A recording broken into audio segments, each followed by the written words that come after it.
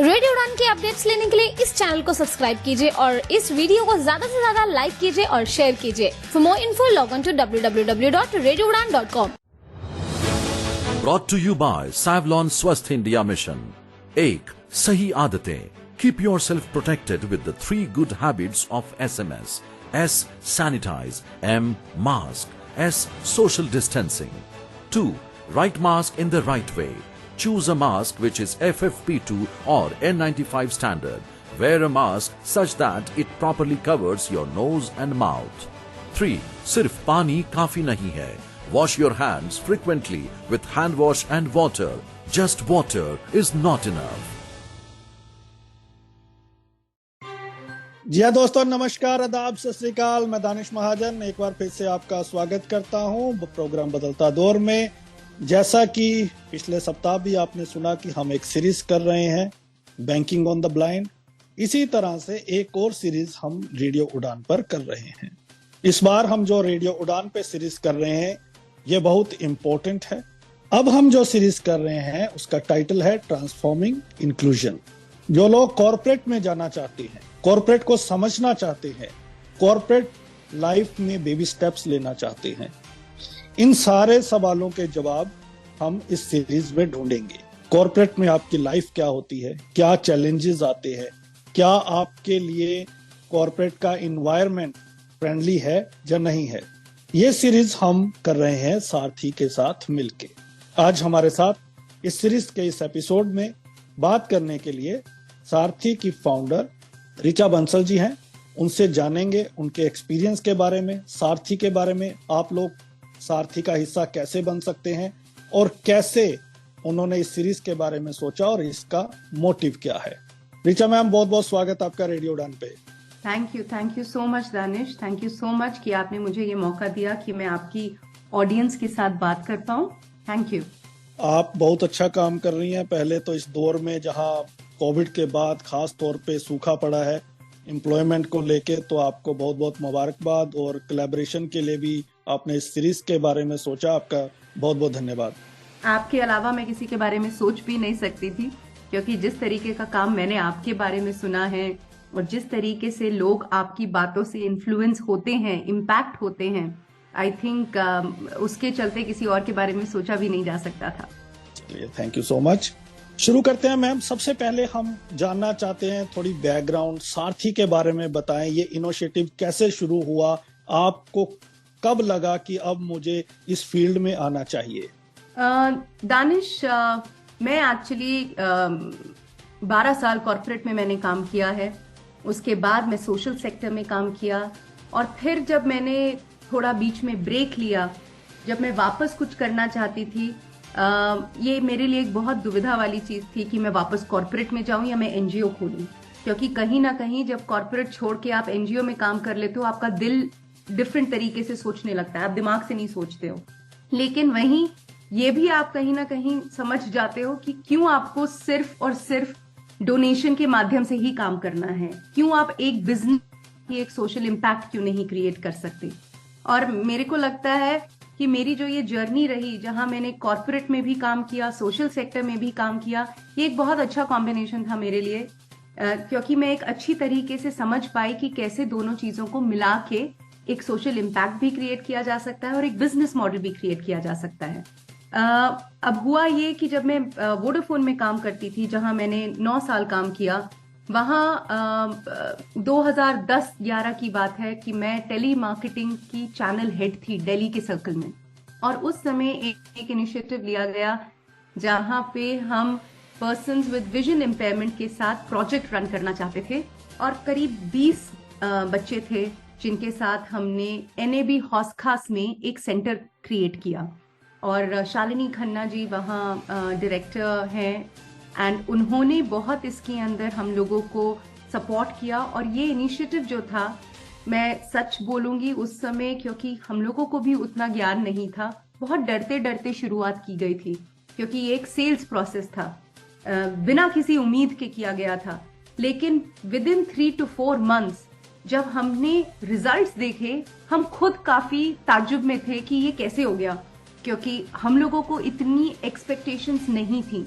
और कहीं ना कहीं वो जो लर्निंग थी वो हमेशा मेरे जहन में बैठ गई कि persons with disabilities, persons with vision impairment, जरूरी नहीं है कि हम उनको एक ही नजरिए से देखें। There are so many more things जो वो कर सकते हैं। और उसके बाद जब मैं ब्रेक पे गई और वापस मैं काम शुरू करना चाहती थी, और जब मुझे नहीं समझ में आ रहा था कि मैं कॉर्पोरेट ज्वाइन करूं या सोशल सेक्टर ज्वाइन करूं या बीच का कुछ काम करूं, तब मैं वापस शालिनी खन्ना जी के पास गई और मैंने नेशनल एसोसिएशन ऑफ ब्लाइंड हौस खास के अंदर करीबन 5 से 6 महीने बिताए।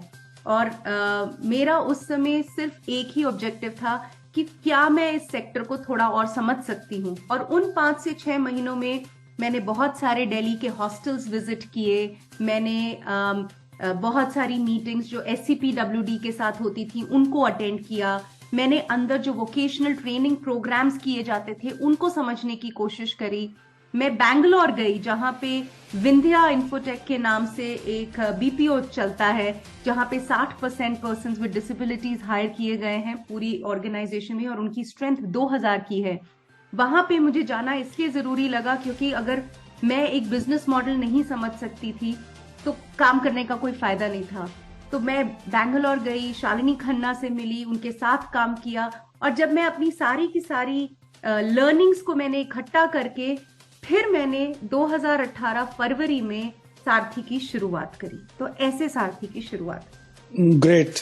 अब हमें बताएं, ये जो हम सीरीज कर रहे हैं ट्रांसफॉर्मिंग इंक्लूजन, इसका मोटिव क्या है? ये कब आपके जहन में आया और इसका क्या ऑब्जेक्टिव है आपके, और क्या इसका मोटिव होने वाला है? तो दानिश, हम लोगों को जैसे आपको मैंने बताया, अभी हम 5 साल हो गए हमें, और इस पूरे 5 साल के सफर में काफी चीजें हमने एक्सपीरियंस करी, हमने सीखी। जब हमने शुरुआत करी थी 2018 में, मुझे अभी भी याद है, हम 5 लोगों की टीम थी जिनमें सभी के सभी विजुअली इम्पेयर्ड थे। पहले साल में मुझे नहीं लगता हमने कोई भी पैसे कमाए होंगे, क्योंकि उस समय हम सिर्फ इसी चीज से जूझ रहे थे कि most of the people corporate में हमको एक NGO की तरह देखते थे। उस नजरिए को ही चेंज करने में हमें काफी दिक्कत परेशानी आई। लेकिन धीरे धीरे करके क्लाइंट्स ने, कॉर्पोरेट्स ने जब हमें कॉन्फिडेंस दिखाया तो हमारी टीम भी बढ़ी, हमारे काम करने का स्कोप भी बढ़ा, और जैसे जैसे वो 5 लोगों की टीम बढ़ के 100 लोगों की टीम हुई, तब हमने रियलाइज किया कि हम लोग इस टीम को बढ़ाने के साथ साथ एक सर्टेन ऑर्गेनाइजेशन को भी एक स्ट्रक्चर दे रहे हैं। तो वो जब स्ट्रक्चर देने की बात आई, कहने को तो हम BPO चलाते हैं, लेकिन ऑर्गेनाइजेशन के नजरिए से अगर देखें तो उस ऑर्गेनाइजेशन में आपको HR का रोल भी चाहिए, आपको ट्रेनर्स भी चाहिए, आपको एडमिनिस्ट्रेशन लोग भी चाहिए, IT के लोग भी चाहिए, अकाउंट्स और फाइनेंस के लोग भी चाहिए, आपको हर एक डिपार्टमेंट के लिए लोग चाहिए। एक तरीका ये था मेरे पास कि मैं बाहर जाती और मैं बाहर से लोगों को हायर करके लेकर आती और वो ये सारे काम कर देते। लेकिन मुझे शायद इतने टाइम में इतना कॉन्फिडेंस आया अपने लोगों पे कि मैंने ये सोचा कि मैं अपने ही लोगों को अलग अलग रोल्स में ग्रूम करूंगी। तो आप बिलीव नहीं करेंगे दानिश, मैंने आज तक किसी भी और रोल के लिए बाहर से लोगों को हायर नहीं किया। जिन लोगों ने मेरे साथ टेलीकॉलिंग के रोल में काम करना शुरू किया था, वही लोग आज की तारीख में या तो HR को लीड कर रहे हैं, या ऑपरेशंस को लीड कर रहे हैं, या कोई ट्रेनर है, या कोई IT में है, या कोई ऑडिट में है। तो इस तरीके से मुझे भी कॉन्फिडेंस आया कि शायद कहीं ना कहीं जो मार्केट में गैप है, और इसलिए लोगों की हायरिंग नहीं हो पाती क्योंकि लोगों को सही डायरेक्शन नहीं मिल पा रही है। लोगों के मन में काम करने की इच्छा है, लोग तलाश रहे हैं काम को, लेकिन या तो गैप ये है कि उनको सही तरीके की ट्रेनिंग नहीं मिल रही है, या लोगों को सही लोग नहीं मिल रहे हैं जो उनमें वो कॉन्फिडेंस दिखा पाए। तो तब मैंने ये सोचा कि अगर मैं ये काम सारथी के अंदर सारथी के लिए कर सकती हूँ, तो इतने सारे कॉर्पोरेट्स जो बाहर बैठे हैं, जो चाहते हैं कि हम पर्सन्स विद डिसेबिलिटीज को हायर करें लेकिन नहीं कर पा रहे, तो मैं क्यों ना वहां जाके उनको बोलूं कि मेरा एक्सपीरियंस कहता है कि अगर आप लोगों में इन्वेस्ट करें और अगर मैं आपके लिए उन लोगों को ट्रेन करके आपको दूं, तो आपकी दुविधा को भी सॉल्व कर सकते हैं और लोगों को जो ढूंढ रहे हैं काम, वो भी प्रॉब्लम सॉल्व हो जाएगी। तब हमने ये सोचा कि हम बीपीओ तो रन करेंगे ही करेंगे, क्योंकि बहुत सारी कंपनीज इसलिए भी हमें काम देती हैं क्योंकि वो डायरेक्टली पर्सन्स विद डिसेबिलिटीज को हायर नहीं कर पा रही, ये उनको हायर कर रही हैं क्योंकि वो काम हमको आउटसोर्स कर देती हैं। लेकिन जो लोग खुद डायरेक्टली हायर करना चाहते हैं, नहीं कर पा रहे, तो हम उनको स्किल्ड रिसोर्सेज देने का प्रबंध कर सकते हैं। तब हमने सोचा हम कॉर्पोरेट्स का नजरिया कैसे चेंज करेंगे। तब हमने बोला हम इसका पूरा कैंपेन का नाम रखेंगे how can we transform inclusion, inclusion को कैसे ट्रांसफॉर्म किया जा सकता है कॉर्पोरेट्स के लिए। जी, चलिए इस चर्चा को आगे बढ़ाते हैं और हम भी इंटरव्यू में बेबी स्टेप लेते हुए आगे बढ़ते हैं। सबसे पहले मैं जानना चाहता हूँ इस टॉपिक के ऊपर कि जैसे कि ये टॉपिक है बेबी स्टेप्स इन कॉर्पोरेट, तो किन बातों का इनिशियली हमें ध्यान रखना चाहिए जब हम कॉर्पोरेट में जा रहे हैं? क्यों हमारे लोगों में ये कॉन्फिडेंस नहीं बिल्टअप हो पाया अभी तक?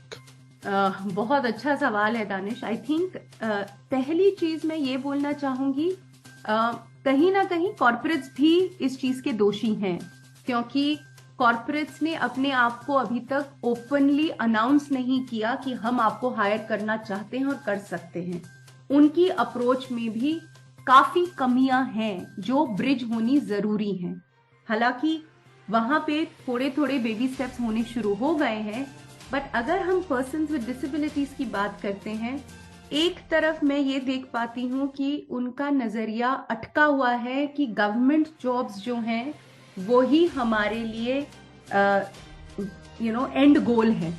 तो अगर कोई कॉर्पोरेट जाता भी है तब भी वो ओपनली ये बोल के आते हैं इंटरव्यू में कि हम ये सिर्फ थोड़े टाइम के लिए करेंगे, उसके बाद तो हमें गवर्नमेंट जॉब जाना है, इसलिए हम गवर्नमेंट जॉब की प्रिपरेशन कर रहे हैं। ये बहुत इंपॉर्टेंट है सबसे पहले पर्सन्स विद डिसेबिलिटीज को जानने का कि आप जब जॉब्स के लिए अप्लाई करते हैं, सबसे पहली चीज कि गवर्नमेंट जॉब्स बहुत ही लिमिटेड नंबर में अवेलेबल हैं, जिनके लिए आपको बहुत मेहनत करके अप्लाई करके और फिर आप वहां पहुंचेंगे। अगर कॉर्पोरेट जॉब अपॉर्चुनिटीज आपके लिए खुल रही हैं, आपको मेंटली अपने आप को ओपनली अवेलेबल करना बहुत जरूरी है। वो सबसे पहली बात। दूसरी बात ये, जब आप किसी भी कॉर्पोरेट इंटरव्यू के लिए जाते हैं, मेरा ये ऑब्जर्वेशन है कि पर्सन्स जो जाते हैं ना, उनका कॉन्फिडेंस लो होता है, तो वो बहुत ही एक पोजीशन ऑफ इनसिक्योरिटी से फंक्शन करते हैं। प्लीज अंडरस्टैंड कि एक तरफ अगर आप को अंडरस्टैंडिंग कॉर्पोरेट की नहीं है, उसी तरीके से कॉर्पोरेट्स को भी आपकी अंडरस्टैंडिंग नहीं है, राइट? जिस जॉब के लिए आप अप्लाई कर रहे हैं और अगर कॉर्पोरेट ऑलरेडी अपना मन बना चुका है कि वो पर्सन्स विद डिसेबिलिटीज को हायर करेगा, ये एक बहुत अच्छा ग्राउंड है अपनी करियर की शुरुआत करने का। उसके बाद आपको ये समझने की जरूरत है कि जितना कॉर्पोरेट को आपके बारे में नहीं पता, उतना ही आपको कॉर्पोरेट के बारे में नहीं पता। तो ओपन कॉन्वर्सेशन करना बहुत जरूरी है। हो सकता है कॉर्पोरेट का एचआर का बंदा जब आपसे बात कर रहा हो, कुछ चीज वो ऐसी बोल दे जो आपको बुरी लग सकती है, ओके?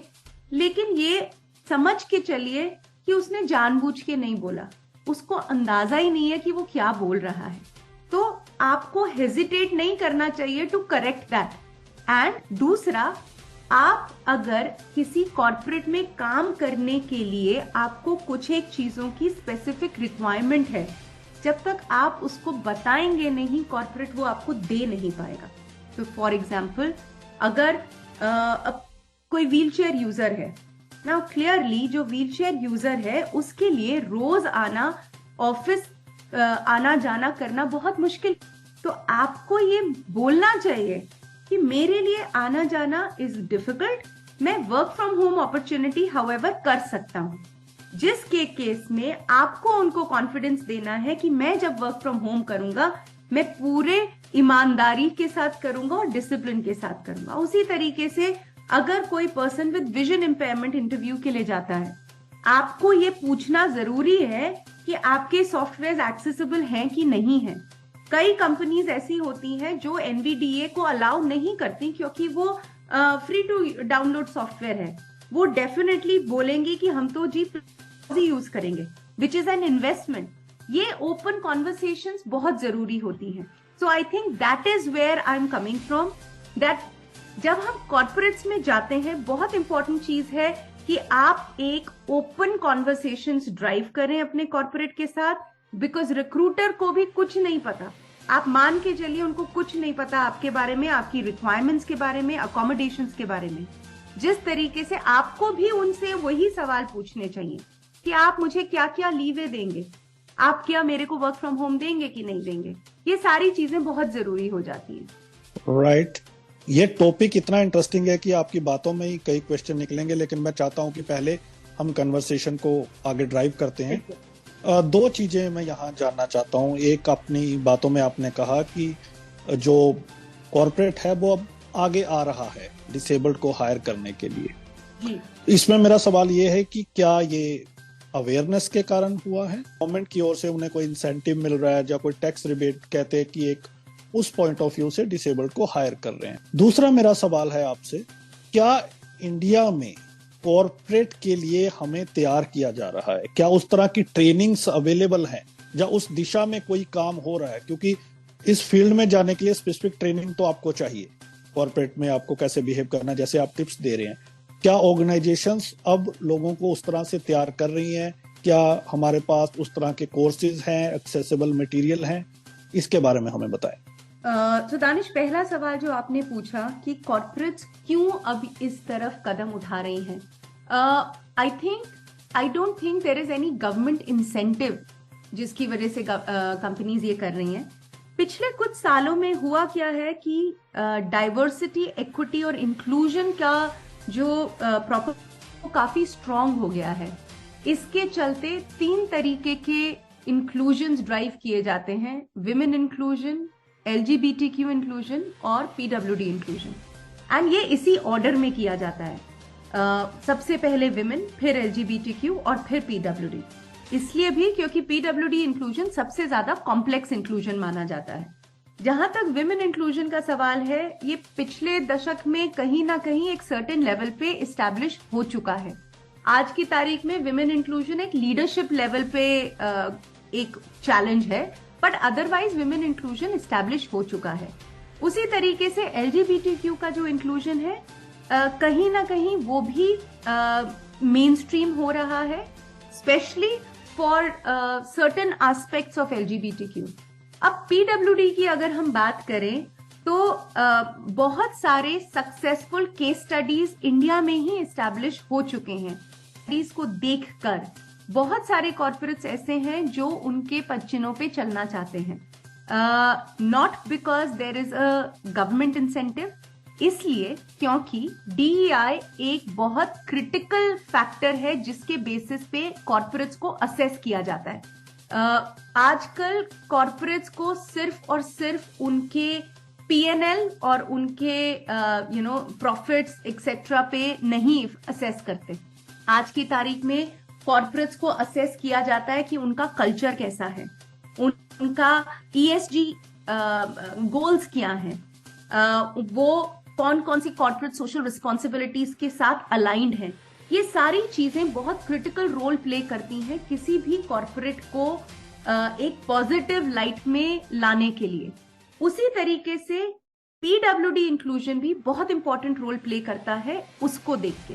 दूसरी तरफ इंटरनेशनली बहुत सारी कंपनीज ने एक बिजनेस केस भी इस्टेब्लिश कर दिया है दैट पर्सन्स विद डिसेबिलिटीज के इंक्लूजन के साथ कॉर्पोरेट्स एक बहुत सक्सेसफुल बिजनेस मॉडल क्रिएट कर सकते हैं. Just to give you an example Danish, 15% of the global population persons with disability से बनी है. अगर कोई कंपनी पर्सन्स विद डिसेबिलिटीज को अपने वर्कफोर्स में इंक्लूड नहीं करती तो ऑटोमेटिकली आप अपने कंज्यूमर बेस में से भी कहीं ना कहीं वो 15% लोगों को हटा रहे हो. जहां कंपनी ओवरऑल इंक्लूजन के पॉइंट ऑफ व्यू से काम करती है, वो हर एक नजरिए में, हर एक चीज और हर एक एस्पेक्ट में इंक्लूजन को, नॉट ओनली आपका इनोवेशन और क्रिएटिविटी बढ़ेगा, आपका मार्केट शेयर बढ़ जाता है एंड इंटरनली आपकी कंपनी का कल्चर ज्यादा स्टेबलाइज हो जाता है. ये इस्टेब्लिश्ड फैक्ट्स हैं as per an Accenture study. India में बहुत कम कंपनीज हैं जो कि इतनी होलिस्टिकली इंक्लूजन को देख पा रही हैं, लेकिन जितने लोगों ने भी होलिस्टिकली इंक्लूजन को देखा है, they have seen huge returns on it. तो ये आपका जवाब पहले सवाल का। दूसरा आपने पूछा दैट आज की तारीख में क्या पर्सन्स विद डिसेबिलिटीज को प्रिपेयर किया जा रहा है for the roles in corporate India. मेरा जवाब उसके अलाइंड में ये है कि I don't think that is existing right now. There are lots of skilling institutes, बहुत सारे स्किलिंग पार्टनर्स हैं जो कंप्यूटर पे प्रिपरेशन करते हैं, आपको वोकेशनल ट्रेनिंग करते हैं, आपको बैग्स बनाना सिखा दिया, हॉस्पिटैलिटी में ट्रेन करना सिखा दिया, and so on and so fourth. लेकिन कोई भी ऐसा स्किलिंग इंस्टीट्यूट नहीं है, कोई भी ऐसा ट्रेनिंग प्रोग्राम नहीं है जो कि पर्सन्स विद डिसेबिलिटीज को प्रिपेयर कर रहा है कॉर्पोरेट्स में काम करने के लिए। और वहीं कहीं ना कहीं हमने गैप ऑब्जर्व किया, क्योंकि जब हम लोगों को हायर कर रहे थे उस समय हमने ये ऑब्जर्व किया कि हमारा बहुत ज्यादा वक्त सिर्फ और सिर्फ लोगों को उस लेवल तक लाने में लगता था जहां वो अपने आप को कॉर्पोरेट रेडी महसूस करते थे। लेकिन हर कोई शायद या डिफरेंट कॉर्पोरेट्स उतनी पेशेंस के साथ ऑपरेट नहीं करेंगे, इसीलिए लोगों को अपने आप को अपस्किल करना उस लेवल तक जरूरी है कि वो कॉर्पोरेट्स के लिए तैयार रहें। और वही हमारा भी मुद्दा है और वही हमारा गोल है और ऑब्जेक्टिव है कि हम लोगों को प्रिपेयर कर पाएं ताकि टुमारो जब वो कॉर्पोरेट्स के लिए अप्लाई करें, they can be shortlisted immediately. जब आपने शुरू की है इस पे चर्चा, तो अब हमारे लिसनर्स को बताएं सारथी इसमें क्या करने जा रहा है। तो दानिश, सारथी एक प्लेटफॉर्म बना रहा है जिसका नाम हमने दिया है इंक्लूजन ट्रांसफॉर्मेशन प्लेटफॉर्म। इस प्लेटफॉर्म के जरिए हम एनकरेज कर रहे हैं पर्सन्स विद डिसेबिलिटीज को ना तो केवल अपने आप को रजिस्टर करने के लिए, बल्कि एक डिटेल्ड प्रोफाइल बनाने के लिए भी। क्योंकि हमने ये भी रियलाइज किया कि जब हम लोगों से बात करते हैं, सब लोगों को आप एक तरीके से ट्रीट नहीं कर सकते। उनके बहुत सारे लेयर्स होते हैं और वो लेयर्स तभी निकल के आते हैं जब आप उनसे डिटेल्स में बात करते हैं। तो हम उनको प्रोफाइल करते हैं, जितने भी पीडब्ल्यूडीज हमारे साथ रजिस्टर करते हैं।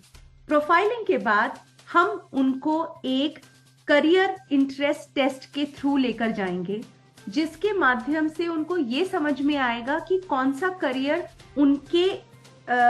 उनके इंक्लिनेशन से मिलता जुलता है।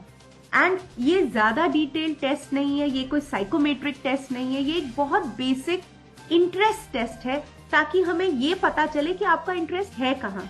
नहीं तो हमने ये रियलाइज किया है क्योंकि अपॉर्चुनिटीज बहुत कम होती हैं, तो पीडब्ल्यूडीज को जहां जो अपॉर्चुनिटी मिलती है वो वहीं चल लेते हैं और जरूरी नहीं है कि वो उनकी मन के लाइकिंग के हिसाब से हो। तो career interest test, detailed profiling, and after the profiling is done हम उनको नेविगेट करेंगे पूरा स्किलिंग प्लेटफॉर्म पे। हम पहला ई लर्निंग प्लेटफॉर्म बना रहे हैं which is going to be 100% accessible. और ये जो ई लर्निंग प्लेटफॉर्म है, इसके अंदर डिफरेंट लेवल्स के ट्रेनिंग प्रोग्राम्स क्रिएट किए जा रहे हैं। ऑन वन हैंड, जैसा अभी हम बात कर रहे थे, हम लोग पीडब्ल्यूडीज को प्रिपेयर करना चाहते हैं टू बी कॉर्पोरेट रेडी, जिसके लिए आपको पता होना चाहिए कि आपको इंटरव्यू के लिए कैसे अपीयर करना है। आपकी मॉक इंटरव्यू प्रैक्टिसेस करवाई जाएंगी। हम एक रिज्यूमे टूल इंटीग्रेट कर रहे हैं अपने प्लेटफॉर्म में, क्योंकि हमने ये भी रियलाइज किया है कि लोग जब रिज्यूमेज बनाते हैं स्किलिंग इंस्टीट्यूट्स में, जब वो लोग जाते हैं, बहुत स्टैंडर्ड फॉर्मेट के होते हैं, लेकिन रेज्यूमे एक रिफ्लेक्शन होता है एक पर्सन का कि उसकी पर्सनालिटी क्या है, उसने क्या किया है, उसका इंटरेस्ट कहाँ है। तो हम एक रिज्यूमे बिल्डिंग टूल इंटीग्रेट कर रहे हैं ताकि आपका रिज्यूमे अच्छा निकल के आए। बहुत स्पेलिंग एरर्स होती हैं, वो सारी एरर्स को वो स्ट्रीमलाइन करे। After this is done, a person can choose कि उसको कौन से लेवल की ट्रेनिंग करनी है। बहुत सारे जॉब्स आज की तारीख में बीपीओ रिलेटेड आते हैं, जो कि वॉइस लेड भी हो सकते हैं, नॉन वॉइस भी हो सकते हैं, चैट के लिए भी हो सकते हैं, बैकएंड के लिए भी हो सकते हैं। हम हमारे बैकएंड पे जितने प्रोसेसेस होते हैं बीपीओ के, उन सभी प्रोसेसेस के लिए हम प्रोग्राम्स बना रहे हैं, ट्रेनिंग प्रोग्राम्स बना रहे हैं। ये ट्रेनिंग प्रोग्राम्स अलग अलग ड्यूरेशन के होंगे।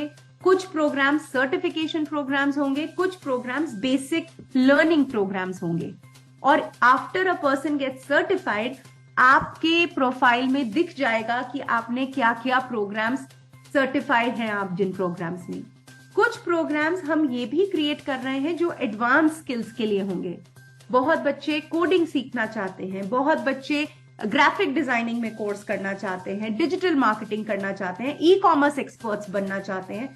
दानिश, आपके साथ मैं ये शेयर करूंगी, हमने अभी अभी Amazon के साथ टाई अप किया है और Amazon के लिए हम एक ट्रेनिंग पार्टनर बने हैं, जिसके जरिए जितने लोग पैन इंडिया डिफरेंट डिसेबिलिटीज हैं वो इस प्रोग्राम में जब अपने आप को एनरोल करेंगे, उनका सर्टिफिकेशन Amazon के साथ होगा और वो स्ट्रेट अवे Amazon के पार्टनर बन सकते हैं। और this will be a huge opportunity of job creation for us.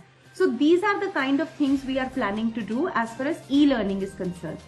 E-learning होने के बाद जैसे ही उनका प्रोफाइल अपडेट होता है, उनको रेलेवेंट जॉब्स दिखने लग जाएंगी जो हम कॉर्पोरेट्स के साथ टाई अप करके लिस्ट करेंगे और वो डायरेक्टली उन जॉब्स के लिए अप्लाई कर सकते हैं। साथ ही साथ हम एक मेंटरिंग प्लेटफॉर्म भी क्रिएट कर रहे हैं, क्योंकि हमने ये रियलाइज किया कि एक होता है वन वे लर्निंग, आपने पैसिव लर्निंग बोलते हैं जिसको। दूसरा, कई बारी हमें एक ऐसा इंसान चाहिए जो हमारे को थोड़ा सा एक्सेलरेट कर दे। उसके लिए हम मेंटर्स को भी लेकर आ रहे हैं जो अलग अलग फील्ड से आएंगे, ताकि वो आपकी हर एक परेशानी को सॉल्व कर पाए और आपकी ग्रोथ में हेल्प कर पाए। This is what we are trying to do for persons with disabilities on the platform. Great. ये प्लेटफॉर्म कब तक लॉन्च होने वाला है? Danish, all going well, June के अंदर हमारा फर्स्ट फेज लॉन्च हो जाएगा और subsequently in the next phase, क्योंकि हम इसके अंदर हर फेज में इंक्रीमेंटल फीचर्स ऐड करते रहेंगे, मेरा अनुमान है कि by the end of the year हम लोग इसके काफी features, specially for persons with disabilities, काफी फीचर्स लोड कर चुके होंगे। But June is when we are targeting the launch of the phase 1। जी, बहुत सारी ऑर्गेनाइजेशंस कई बार इस तरह के अटेम्प्ट्स करती हैं, इस तरह की कोशिश करते हैं, एफर्ट्स लगाती हैं, लेकिन एक टाइम के बाद वो कोलैप्स कर जाती हैं। आप ऐसा क्या कर रही हैं कि इसको सस्टेन कर पाएं, क्योंकि ये बहुत इंपॉर्टेंट प्रोजेक्ट है and I really congratulate you for thinking about this project, because आज के समय में इसकी हमें बहुत जरूरत है। बिल्कुल। So I think it's a very valid question Danish, आपने बिल्कुल सही। क्योंकि मैं आपको एक चीज और ऐड करना चाहता हूँ कि कई बार मैंने बहुत सारे लोगों की इंटरव्यू की है और प्रमोट किया है, लेकिन वो ऑर्गेनाइजेशन 3 महीने 4 महीने बाद कोलैप्स कर जाती है। फिर लोगों का जो विश्वास है कि वो उठ जाता है कि यार हर 4 महीने बाद आप इस तरह का एक इंटरव्यू करते हैं, इस तरह के एक प्लेटफॉर्म आता है, लेकिन उसके बाद कुछ होता नहीं है। तो आई एम श्योर कि आपका एक्सपीरियंस है। ये जो 5 साल का एक्सपीरियंस हमारा है, इसके बाद हमने डिसाइड किया कि ये हमें करना है। हमारा ऑर्गेनाइजेशन पिछले 5 सालों में एक सर्टेन लेवलाइज हो चुका है, जिसके अंदर हम खुद से एक केस स्टडी बन चुके हैं, जहां लोग हमारे पास आके सीखना चाहते हैं। That is one. दूसरी चीज, आपने बोला हम कैसे सस्टेन करेंगे, और जो हम एनविसाज कर रहे हैं, जो हम सोच रहे हैं, will it be possible at all और नॉट। देखिए, एक बहुत इंपॉर्टेंट चीज है कि हम एक एनजीओ नहीं चलाते, एंड इसका कारण है क्योंकि जब हम एक एनजीओ चलाते हैं, बहुत सारी चीजें एक्सटर्नली डिपेंड करती हैं। कब हमें डोनेशन मिलेगी तब हम कुछ करेंगे, लेकिन जहां तक हमारा सवाल है, हम एक बिजनेस चलाते हैं और उस बिजनेस को सस्टेन करने के लिए, उस पहिए को कॉन्स्टेंटली रोटेट करने के लिए हम लोगों को एक बिजनेस मॉडल क्रिएट करना होता है। तो ये जो बातचीत मैंने आपके साथ करी, वो तो मैंने सिर्फ आपको पर्सन्स विद डिसेबिलिटीज के लिए जो सर्विसेज क्रिएट करी हैं, वो मैंने आपको बताई। इसी तरीके से हमने कॉर्पोरेट्स के लिए भी सर्विसेज क्रिएट करी हैं, और दोनों ही तरीकों से there is a revenue stream. Corporates भी एक बहुत सारी चीजों में उनको हमसे सपोर्ट चाहिए, जरिए लोगों को हायर करना है या फिर ओवरऑल उनको एक कोई असेसमेंट करना है। इन सभी चीजों के लिए उनको हम जैसे पार्टनर्स की आवश्यकता है। तो वो एक रेवेन्यू स्ट्रीम है हमारे लिए। उसी तरीके से जब हम ई लर्निंग की बात कर रहे हैं, हम पर्सन्स विद डिसेबिलिटीज को अपस्किल करना चाहते हैं, लेकिन एट अ प्राइस पॉइंट, तभी कम्युनिटी में एक सर्टेन सेंस ऑफ वैल्यू आएगी। And that is what brings us with the confidence that this is a business proposition और ये एक सस्टेनेबल प्रोपोजिशन है। इनफैक्ट दानिश, जो चीजें मैंने आपको अभी बताया है जो ऑनलाइन जाने वाली हैं, उनमें से 50 से 60% चीजें ऑलरेडी हम ऑफलाइन मोड में इंप्लीमेंट कर चुके हैं एंड वो ऑलरेडी हमारे लिए रेवेन्यू जनरेशन हो रही है। जी ग्रेट। कुछ बेसिक सवाल लोगों ने मुझे पूछे हैं आपसे पूछने के लिए। कॉर्पोरेट में जाने के लिए क्या कोई मिनिमम बेसिक क्वालिफिकेशन चाहिए? दूसरी चीज, क्या एज क्राइटेरिया कोई इशू रहता है कॉर्पोरेट में? ओके, सो दानिश, पहला सवाल आपने जो पूछा as far as education is concern, and मैं इन दोनों ही सवालों को मर्ज करके जवाब देना चाहूंगी। मेरे एक्सपीरियंस में मुझे ये समझ में आया कि there are two kinds of disabilities, मतलब people who are disabled by birth और कुछ लोग जो लेट डिसेबल्ड होते हैं। एंड जहां हम लेट डिसेबिलिटी की बात करते हैं, वहां पे सडनली आपका age as well as your qualifications वो मैटर करना बंद कर देती है। सिमिलरली जहां तक बीपीओ इंडस्ट्री का सवाल है, वहां पे mostly 12th pass is what everybody looks at, चाहे वो सारथी हो, चाहे वो बड़ी लार्ज बीपीओज लाइक जेनपैट, एचएसबीसी ये हो, सभी लोगों को 12th मिनिमम क्राइटेरिया। जो कॉर्पोरेट्स देखना चाहती हैं वो सिर्फ और सिर्फ 2 से 3 चीजों पे हायर करती हैं। 1, आपकी कॉम्पिटेंसीज क्या हैं, राइट? आप सही तरीके से कम्युनिकेशन कर पाते हैं कि नहीं कर पाते हैं, और आपका एटीट्यूड क्या है। आई थिंक मैं जब लोगों को असेस करती हूँ या इंटरव्यू करती हूँ, मैं सबसे ज्यादा वेटेज लोगों के एटीट्यूड के ऊपर डालती हूँ। तो मेरे जितने सवाल भी होते हैं उनसे, वो सारे उनके एटीट्यूड से ही रिलेटेड होते हैं। बाकी चीजें, क्योंकि चाहे वो कोई और कॉर्पोरेट हो या हम हो, हमें पता है कि हम उनपे लोगों को स्किल कर सकते हैं। तो 12वीं पास is definitely something that corporates look for. Secondly, age का जहां तक सवाल है, आई थिंक वो क्राइटेरिया धीरे धीरे डिसॉल्व हो रहा है, और as a part of our sensitization, हम जब कॉर्पोरेट से बात करते हैं, हम उनको इन चीजों के बारे में अवगत कराते हैं दैट आप यू हैव टू कंसिडर कि जो लोग लेट डिसेबल्ड हैं उनके करियर ग्राफ में गैप आएगा ही आएगा। वो लोग अगर गैप के बाद पढ़ाई दोबारा शुरू करते हैं तो आपको देखना ही पड़ेगा कि वो लेट ग्रेजुएट हैं और उनकी एज उनसे मैप नहीं होगी। तो ये सब चीजों पे हम भी काम कर रहे हैं, but these are the basic things.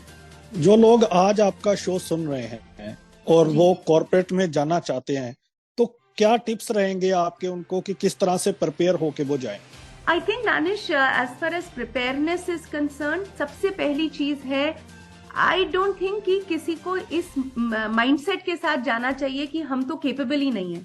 क्योंकि मैं ये बात करना चाहती हूँ दानिश, आपके शो के जरिए मैं सारथी के भी कुछ लोगों को लेकर आना चाहती हूँ ताकि वो अपनी स्टोरी बताएं।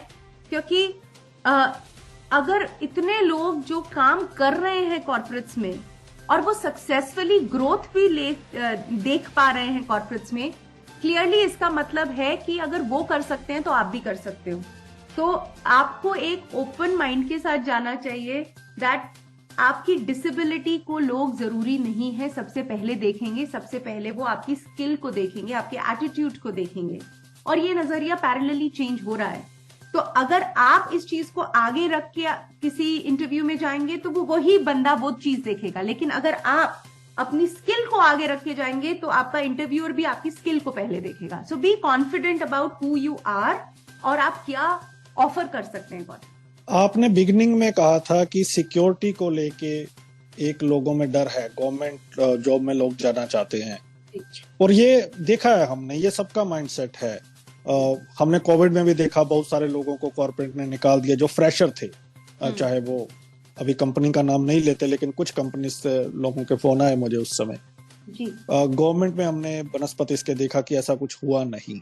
तो आपको नहीं लगता कि उनका ये जो डर है ये जायज है? आप क्या सुजेस्ट करेंगी? क्या कॉर्पोरेट फॉर लाइफ एक सस्टेनेबल मॉडल है फ्रॉम द डिसेबिलिटी पर्सपेक्टिव?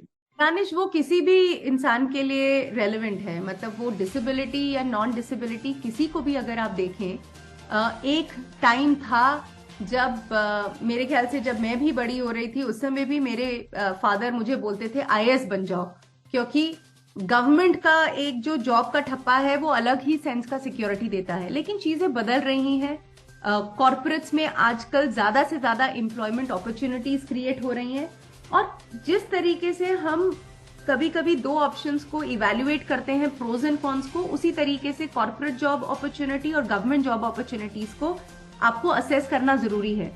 जहां गवर्नमेंट जॉब आपको एक स्टेबिलिटी प्रोवाइड करती है, वहीं कॉर्पोरेट जॉब आपको एक ग्रोथ अपॉर्चुनिटी प्रोवाइड करती है। जिस तरीके से आप मॉनेटरी ग्रोथ और करियर ग्रोथ एक कॉर्पोरेट में पा सकते हैं, वो आप गवर्नमेंट जॉब में नहीं पा सकते।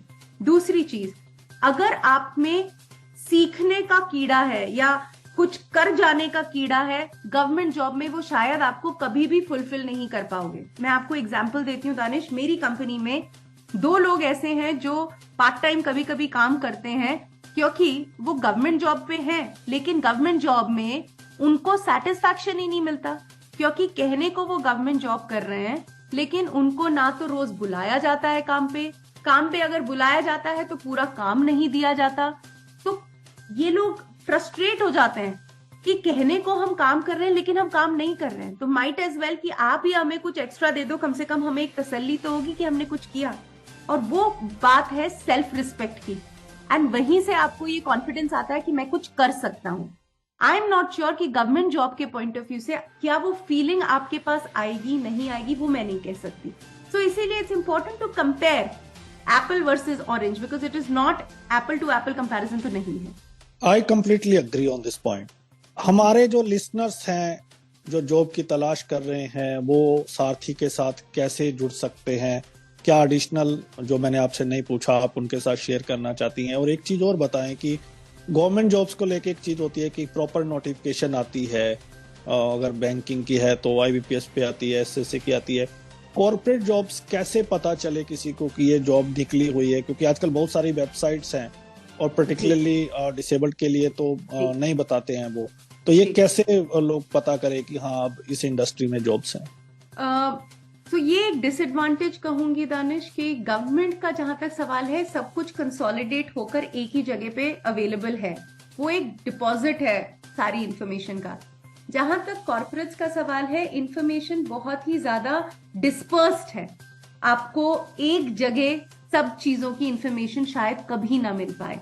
इसी के चलते जो हम काम करने की कोशिश कर रहे हैं, हमारी कोशिश यही रहेगी कि जितने ज्यादा से ज्यादा कॉर्पोरेट से हम बात करके उनकी जॉब लिस्टिंग ले पाए। हमारी कोशिश यही रहेगी कि हमारे प्लेटफॉर्म पे सारी जॉब्स विजिबल हो जाएं। एंड आपने सही बोला कि बहुत सारे लोग इस स्पेस में काम कर रहे हैं, चाहे वो एटिपिकल एडवांटेज हो, यूथ फॉर जॉब्स हो, समर्थनम हो, सार्थक हो, ये लोग भी काम कर रहे हैं इसी स्पेस में। इसीलिए अगर आप इनके प्लेटफॉर्म पे भी जाएं या इनकी वेबसाइट पे जाएं, आपको काफी जॉब्स नजर आएंगी। बट वही है कि हम लोग कोशिश ये कर रहे हैं कि कैसे आपको हायर लेवल की जॉब्स मिल पाए उन एमएनसीज के साथ, ताकि आप एक सर्टेन स्टेबिलिटी वहां पे महसूस कर पाए। क्योंकि जो बड़ी कंपनीज होती हैं, शायद आपको एक वो कॉन्फिडेंस दे पाए कि यहाँ पे काम करके या आपको ग्रोथ मिलेगी। So that's the difference, and plus of course the entire upskilling piece which is existing. आपकी कोई ईमेल आईडी जिसपे लोग अपना रिज्यूम सेंड कर सके, जहां सारथी का हिस्सा बन सके? तो दानिश, हमारा जो वेबसाइट है, उस वेबसाइट पे एक करियर्स का पेज है। अगर वहां पे क्लिक करेंगे तो सा फॉर्म खुलता है। आप वहां पे जब डिटेल्स अपनी डालते हैं, आपको विद इन 24 आवर्स सारथी से कॉल आती है। And the purpose of this call is to understand आप क्या चाहते हैं, आपका क्या बैकग्राउंड है, आप आगे क्या करना चाहेंगे, कौन सी फील्ड में जॉब पसंद करेंगे, आपकी करंट स्किलिंग क्या है, आप किस तरीके की और स्किलिंग कर सकते हैं। सो उसके पूरे माध्यम से हम आपको अपने प्लेटफॉर्म पे रजिस्टर कर लेते हैं। तो ये पूरा प्रोसेस है दैट। जी, एक बार अपनी वेबसाइट का एड्रेस शेयर कर दें। जी बिल्कुल, www.sarathi.com। सारथी में स्पेलिंग में आपको बता देती हूँ, SARATHE.com। दोबारा मैं रिपीट कर देती हूँ, SARATHEE.com, सारथी.com। कुछ और मैम जो मैंने आपसे नहीं पूछा जो आप इस शो में बताना चाहें? आई थिंक मोस्टली हमने सब कवर कर लिया है। मैं सिर्फ एक ही चीज बोलती हूँ और हमेशा बोलती आई हूँ कि जब हम अपने आप को किसी से कम समझते हैं तो कम ही हो जाते हैं। जब हम अपने आप को अलग नहीं समझेंगे तभी हम आगे बढ़ने का कॉन्फिडेंस ला पाएंगे। सो प्लीज मेरी एक ही दरखास्त है सब लोगों से, सब लिसनर्स से, don't under estimate your self. It is very important कि आप आगे बढ़ें। कोई ऐसा नहीं है जो आपको रोक सकता है। जी जी बिल्कुल, dream big to achieve big, बहुत सही आपने कहा। और बिल्कुल, और कई बातें जो आपने बताई बहुत ही रेलिवेंट है कि अगर आपको करियर ग्रोथ चाहिए, सेटिस्फेक्शन चाहिए, तो corporate is always a good choice. और जैसा आपने बिगिनिंग में कहा कि आपको हर तरह के एवेन्यू देखने पड़ेंगे, क्योंकि आने वाले टाइम में हम देख रहे हैं कि गवर्नमेंट जॉब्स बहुत लिमिटेड होती जा रही हैं। आपको कॉर्पोरेट में भी जाना पड़ेगा, आपको स्टार्टअप भी करने पड़ेंगे, आपको एंटरप्रेन्योरशिप की ओर भी देखना पड़ेगा। तो आपको आपकी जो ऑप्शंस है उसको ओपन रखना पड़ेगा। जैसे ही सारथी का प्लेटफॉर्म ओपन होगा तो हम फिर से मुलाकात करेंगे ऋचा मैम से, जानेंगे उसके बारे में और आपको डेमोस्ट्रेट भी करेंगे उस पूरे प्लेटफॉर्म को लेके। बिल्कुल। Thank you so much Richa ma'am, thank you so much Richa ma'am, अपना कीमती समय हमें देने के लिए, हमसे बात करने के लिए और बहुत सारे इंसाइट शेयर करने के लिए। Thank you so much Danish कि आपने मेरे लिए ये वक्त निकाला। And thank you everyone who has been listening to the show. बिल्कुल, तो आज हमने बात की ट्रांसफॉर्मिंग इंक्लूजन के बारे में। कॉर्पोरेट क्यों हमारे लिए इम्पोर्टेंट है, किस तरह से आपको अपने आप को प्रिपेयर करना पड़ेगा, किस तरह के कोर्सेज साथी आपके लिए ला रहा है, कहां से आपको जॉब्स की इंफॉर्मेशन मिल सकती है। इस सीरीज में अगले एपिसोड लेके आएंगी सिमरन और बहुत ही इंस्पायरिंग ये सीरीज है। कैसे लग रही है आपको ये सीरीज, हमें जरूर बताइएगा। इसी तरह से हम सीरीज लाते रहेंगे। अगले सप्ताह होगी मुलाकात किसी और पर्सनैलिटी से। दीजिए इजाजत, सुनते रहिए radio Udaan, flight of life. Bye bye. Hey guys, आप अपने फील्ड में मास्टर हैं, सुपर्ब हैं, टैलेंटेड हैं, लेकिन ये क्या टेक्नोलॉजी के मामले में आप थोड़ा सा पीछे हैं? फिकर नॉट यार, आरजे मीनल है ना। आरजे मीनल के साथ हर हफ्ते टेक सिटी सुनिए और टेक्नोलॉजी की हर बात को जानिए। सुनिए टेक सिटी हर गुरुवार रात 9 बजे से 10 बजे तक, जिसका पुनः प्रसारण होगा हर शुक्रवार शाम 4 बजे से 5 बजे तक, सिर्फ और सिर्फ रेडियो उड़ान पर। तो ना रहेगा आप कोई भी टेक्नोलॉजी से दूर।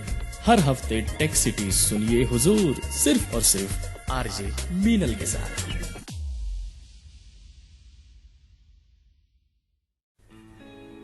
रिश्तों में है तकरार, अब तो कोई ऐसा दिन नहीं जब हमारी लड़ाई ना होती हो। या ऑफिशियल लाइफ में है तनाव। हाँ, ऑफिस भी टाइम पर पहुंचता हूँ, सारा काम टाइम पे पूरा करके देता हूँ, फिर भी ये कहा जाता है कि यार तुम्हारी जॉब खतरे में है। एकदम मैं परेशान हो चुका हूँ, बताओ अब मैं क्या करूँ। आरजे नरेश सुनेंगे, समझेंगे आपकी हर बात, दिल से दिल तक में होगा आपकी हर समस्या का सटीक इलाज और सही समाधान। अपनी बात को उनके सामने बहुत पोलाइटली तरीके से रखें, ये काम करता है। तो सुनना ना भूले लाइव शो दिल से दिल तक हर गुरुवार रात 10 बजे से 11 बजे तक और रिपीट हर शुक्रवार शाम 5 बजे से 6 बजे तक। For more info log on to www.radioudan.com या फिर डाउनलोड करें radio Udaan app from Play Store या ऐप स्टोर से।